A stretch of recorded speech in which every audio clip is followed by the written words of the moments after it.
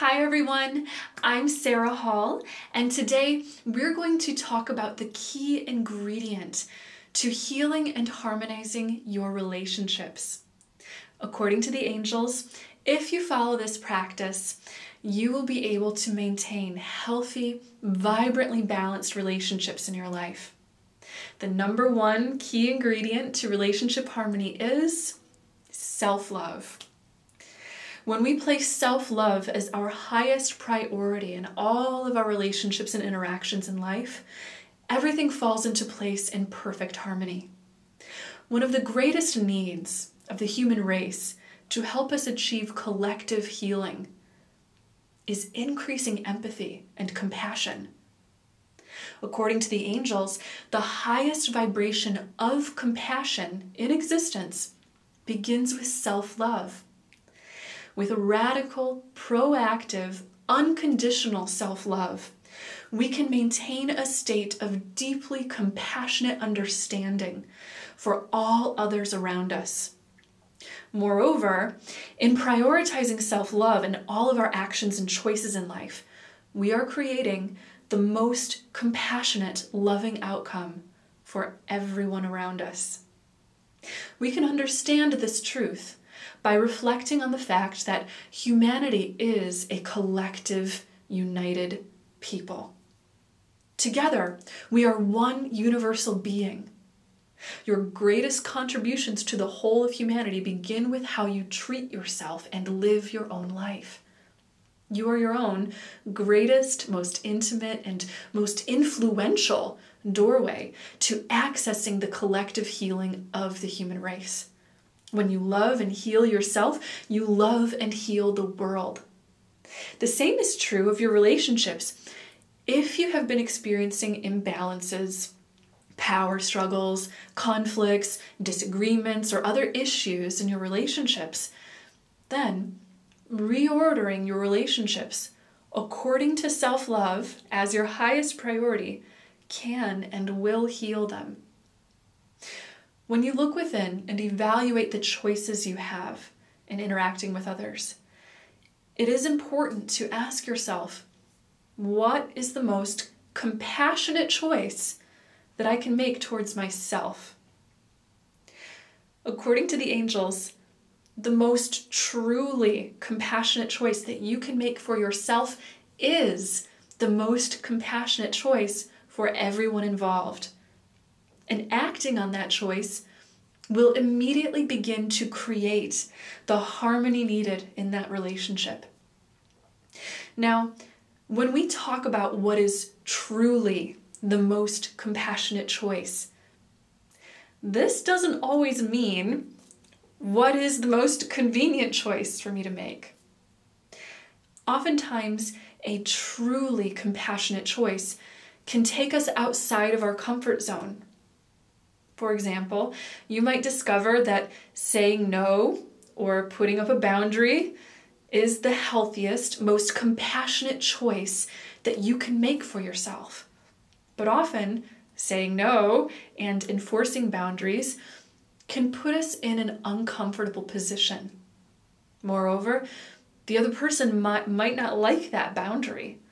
But know that acting upon and protecting your self-love by making the most compassionate choice available is always so incredibly worth it. In doing so, you are raising the bar of respect, integrity, and love in all that you attract in all areas of life. And even if the other person's ego reacts to your making that compassionate choice, perhaps they don't like being told no, let's say, or they think that the boundary is unfair. Please know that you are actually doing that person a huge service. According to the angels, what is best for you is best for everyone else, because we are a united collective. Just like in your body, what is good for your lungs is good for your heart and for your brain and so forth, because you are a whole body in which there is nothing that is separate. The same is true of your relationships. Perhaps you saying no to that person with whom you need better boundaries is exactly the catalyst that they need to become stronger, healthier, more independent, or directed on the path of their highest good. Furthermore, no matter what is going on in any of your relationships in your life, you will be a better contributor when you have fulfilled your own needs through self-love and self-care first. If you truly want to be there to love, support, and help others, you can't do it while you're running on empty. In fact, according to the angels, those of us who give and give to our last drop without helping ourselves first often don't make very effective helpers in the world. The angels have often given me the example of the overstressed mom.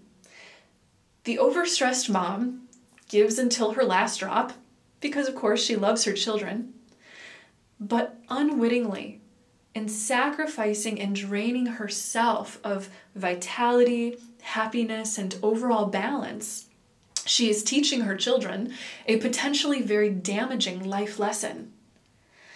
She is teaching them, by example, that we shouldn't prioritize our well-being. Furthermore, when she exhausts herself, she is less present with her children and ends up experiencing more worry and stress where they are concerned than she does enjoying them and bonding with them in quality time. That old adage, when mom is happy, everyone is happy, is completely true. And the same goes for you when you honor and take care of yourself through prioritizing self-love above all other things. You have the presence and ability to fill the hearts of those around you with joy and comfort, often without even knowing it. Just as the children of that overstressed mom will begin to feel safest and most free to be happy when they see their mother happy, you too will emanate an example and vibrational standard of love, joy, and harmony for others as you embody it and protect it in yourself. Another amazing benefit of prioritizing self-love in your relationships is that it cultivates a certain level of emotional independence. In practicing self-love daily through all that you face in your life, you will actively begin to come to know yourself far better. You will develop a relationship with your own heart that is deeply intelligent. You will become more sensitive to each of your feelings because when you are not denying your needs by under-prioritizing self-love, you will no longer be blocking yourself from hearing the feelings and needs that your heart wants you to understand so that you can be well. The deepened self-knowledge then makes it possible for you to fulfill your own emotional needs. And in truth, we must fulfill our own emotional needs. Do not look to another person to supply you with a feeling that you yourself are not actively giving to yourself independently with your own efforts. For example, let's say you feel that you want more love and attention. It is human to want those things from other people, and really there's nothing wrong with that. But in order to truly achieve fulfillment of the desire to have more love and attention, you have to give those things to yourself first. Doing so, again, helps you better understand exactly what kind of love and attention that you need, where that need came from, and how to best support it. No one else can do that quite the way that you can, dear one. Then, in fulfilling your own desire for more love and attention by showering those things upon yourself, you will begin to vibrationally attract exactly those things in your relationships in a balanced and uplifting way. Now, on the contrary, let's say that maybe you wanted more love and attention, but in feeling the lack of those feelings, you desperately went out to try to get someone else to fix that for you without you doing anything to fill your own cup.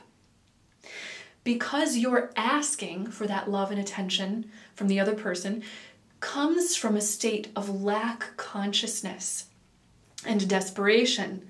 You might quickly drain the other person or potentially even drive them away. According to the angels, we cannot make another person responsible for attending to our deepest spiritual and emotional or psychological needs. Why? Because they will never, ever be capable of truly fulfilling those things for you. Spiritual law is such that no one can learn the spiritual lessons of another person for them.